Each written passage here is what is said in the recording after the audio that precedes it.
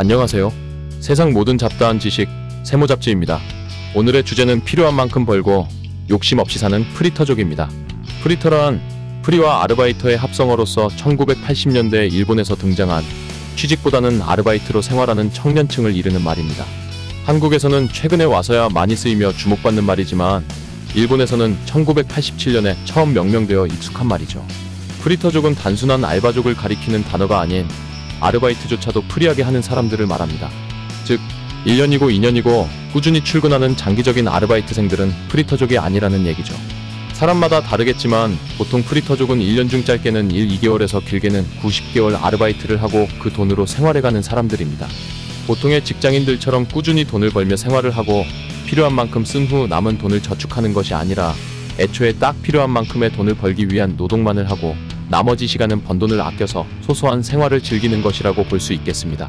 처음에 프리터족이라는 개념이 한국에 알려졌을 때에는 일본인들 특유의 검소하고 소소한 이미지와 결합되어 필요한 만큼 일하고 소확행을 즐기는 사람들이라는 긍정적인 이미지가 컸습니다.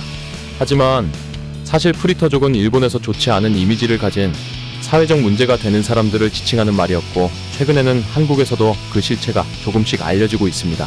프리터라는 개념이 일본에서 처음 등장한 것은 버블 경제 시기였기 때문에 일자리 수요가 폭증하여 웬만한 중소기업에서도 사람 구하기가 어려웠습니다.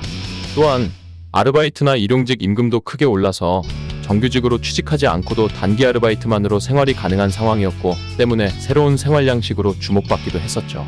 그러나 호황은 일시적인 현상이었고 버블이 무너진 이후로 기업의 일자리 구인 수요가 크게 줄면서 고용빙하기에 접어듦에 따라 프리터의 고용 조건은 크게 악화되었습니다.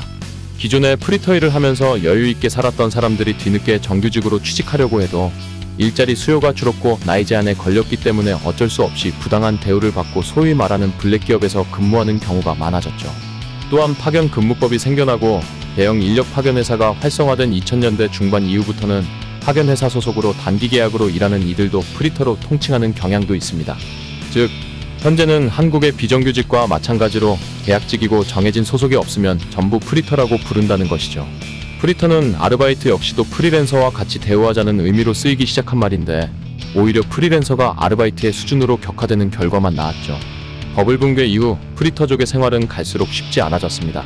일반적으로 전문적인 직능을 갖고 자유계약을 통해 일하는 프리랜서와는 달리 프리터들은 비교적 단순한 작업을 맡으면서 저임금의 불안정한 임시직을 전전할 수밖에 없었고 그마저도 한 가지 아르바이트만 해서는 생계를 유지하기에 무리가 따르기 때문에 보통 두 가지 이상의 아르바이트를 병행하게 됩니다. 버블 경제기에는 프리터로 사는 게 직장인으로 사는 것보다 편했을지 몰라도 그 이후에는 사실상 비슷한 노동을 하고 더 적은 돈을 벌면서 불안한 고용 상태로 생활하게 된 것이죠.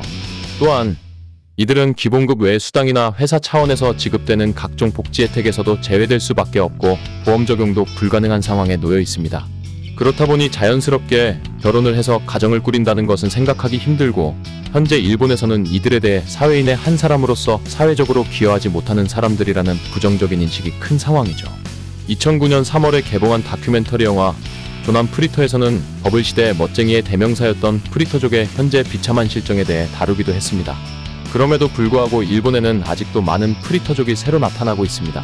과거 버블 경제 시기에 프리터족이 되었던 사람이라면 어쩔 수 없이 지금까지 프리터족으로 살고 있는 것이겠거니 할 수도 있지만 그 이후에도 많은 사람들이 프리터족으로 사는 것을 선택하고 있죠. 사회학자들이 분석한 바에 따르면 여기에는 크게 세 가지 이유가 있는데 첫 번째는 정규직 고용 과정의 복잡함, 두 번째는 경직되고 보수적인 직장 문화, 세 번째는 과도한 업무량과 불합리한 노동환경 그리고 노동자에 대한 부당한 대우입니다. 그런데 말씀드린 세 가지 이유가 왠지 모르게 익숙하게 느껴지지 않나요? 일본에서 나타났던 사회현상들은 보통 20-30년 후에 한국에서 나타난다는 사실을 이제 많이들 알고 계실 겁니다. 한국과 일본의 경제적 격차가 크게 줄어든 만큼 그런 사회현상들이 나타나는 시기상의 차이도 많이 줄어들어서 이제는 20-30년까지 걸리지도 않죠. 일본의 히키코모리와 사토리 세대가 한국의 은둔형 외톨이와 엠포 세대로 나타난 것과 마찬가지로 프리터족 역시 이미 한국에서 모습을 드러낸 지 좀 됐습니다. 선진국일수록 더 많이 모습을 드러내는 생활 양식이 바로 프리터족입니다. 아르바이트만으로도 먹고 살 수 있어지기 때문이죠. 한국이 명명백백히 이견이 없는 선진국으로 인정받기 시작한 2010년대부터 프리터족도 기하급수적으로 늘기 시작했습니다. 정규직을 포기한다면 일자리가 넘쳐나고 편의점 알바만 해도 굶어 죽을 걱정은 없으며 주변에 널린 게 편의점이니까요. 그러니 결혼을 꿈꾸지 않고 자기 인생 조용히 즐기면서 프리터족으로 사는 것을 택한 청년들이 늘어난 것입니다. 물론 여기에는 치솟는 주택 비용 문제, 그리고 그에 결부되어 나타나는 비혼의 확산 등도 영향을 크게 미쳤죠. 뿐만 아니라 한국은 일본과는 다른 원인과 양상으로 프리터족이 나타나기도 했습니다. 버블 경제 시기에 일본과는 다르게 2010년대, 20년대에 한국에서는 플랫폼 기업들이 두각을 나타내기 시작했고, 이에 따라 각종 플랫폼 노동자들이 등장했습니다. 이 플랫폼 노동자들 중에는 정규직 노동자나 근무 시간이 정해져 있는 노동자들도 있지만 절대 다수가 일하고 싶을 때 일하는 프리터족입니다. 플랫폼 기업 중 대부분이 스마트폰 어플리케이션을 이용한 플랫폼의 시스템을 구축했고, 누구나 가지고 있는 스마트폰으로 어플을 다운받아 일하고 싶을 때만 어플을 켜서 일을 하는 사람들이 늘어난 것입니다. 게다가 2020년 엄청난 역병의 창궐로 인해 이러한 플랫폼 노동은 더욱 더 각광받기 시작했고, 일시적이긴 하지만 한때는 배달의 민족 배민커넥트, 쿠팡이츠 파트너스와 같은 배달 플랫폼 아르바이트, 그리고 마켓컬리 쿠팡플렉스와 같은 배송 플랫폼 아르바이트가 일반적인 정규직 직장인보다 더 큰 소득을 가져다 주기도 했죠. 심지어는 역병이 창궐하던 그 시기에 직장을 그만두고 플랫폼 노동을 전업으로 하겠다는 사람들이 우후죽순 등장하기도 했습니다.